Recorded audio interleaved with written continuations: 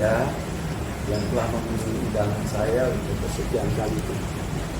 Dalam kaitan yang sekarang, yaitu kita akan menjelaskan berkaitan dengan laporan yang dibuat oleh keluarga Fitri ya, terhadap oknum yang diduga telah melakukan penyanderaan.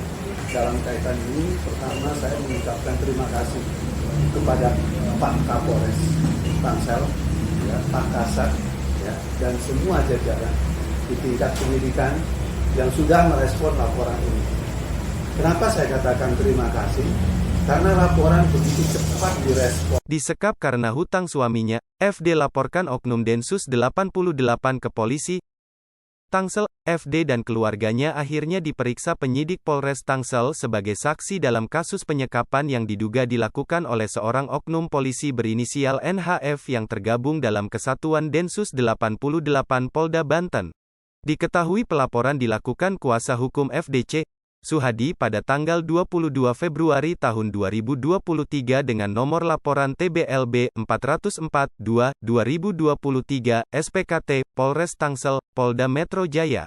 Kami mengapresiasi penyidik yang langsung bergerak cepat untuk melakukan pemeriksaan dalam kasus ini, kata Suhadi di kawasan BSD, Jumat, 10/3 sore.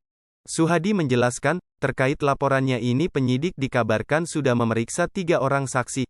Dirinya pun berharap jika penyidik bisa segera menentukan langkah-langkah yang akan dilakukan selanjutnya.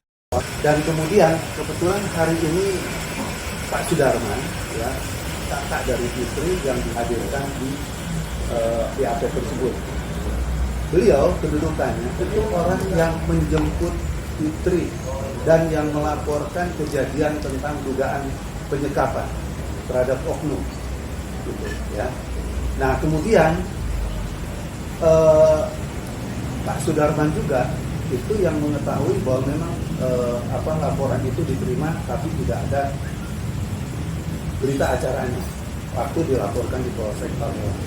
Terus yang berikutnya berkaitan dengan masalah uang 1M ini kan masih dipertanyakan. Karena kenapa itu ditandatangani? Kan juga ada unsur yang sifatnya itu keterpaksaan dan di bawah tekanan.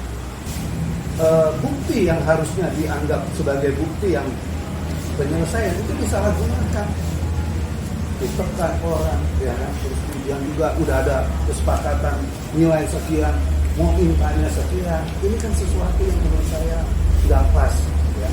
Karena kasus masalah utang piutang ya harusnya diselesaikan dengan cara utang piutang. Jika memang sesuai prosedur, kami ingin penyidik segera menetapkan tersangka dalam kasus penyekapan itu, katanya. Suhadi menuturkan, kasus penyekapan itu diduga dilakukan NHF karena suami dari FD tak kunjung membayar atau mencicil sesuai perjanjian kerjasama sebuah bisnis yang dilakukan antara keduanya. Awalnya perjanjian bisnis tersebut hanya sejumlah 300 juta rupiah.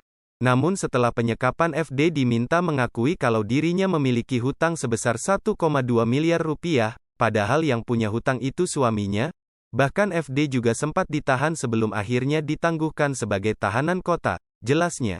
Dalam kesempatan itu, Suhadi juga menyampaikan keberatan terhadap beberapa penyidik yang mempertanyakan pertanyaan personal terhadap kliennya.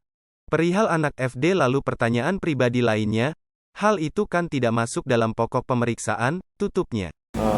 Apakah benar si telapor itu adalah oknum dari kepolisian? Ya, saya sih dengar dari kabar cerita dari lingkungan sekitar lah. Ya, yang saya tahu kan intinya cuma 500. Kok kenapa jadi 1M? Penyidik hanya menanyakan lebih detailnya itu benar-benar tepatnya di mana. Saya bilang di rumah saya, bukan di rumah pelapor. Untuk diketahui sebelum FD ibu yang memiliki 2 anak balita itu disekap di kediaman NHF di Jalan Villa Inti Persada B1 nomor 1 Pamulang Timur, Pamulang, Kota Tangerang Selatan. Padahal awal mula perjanjian antara suami FD dengan oknum Densus 88 itu berada di wilayah Serpong.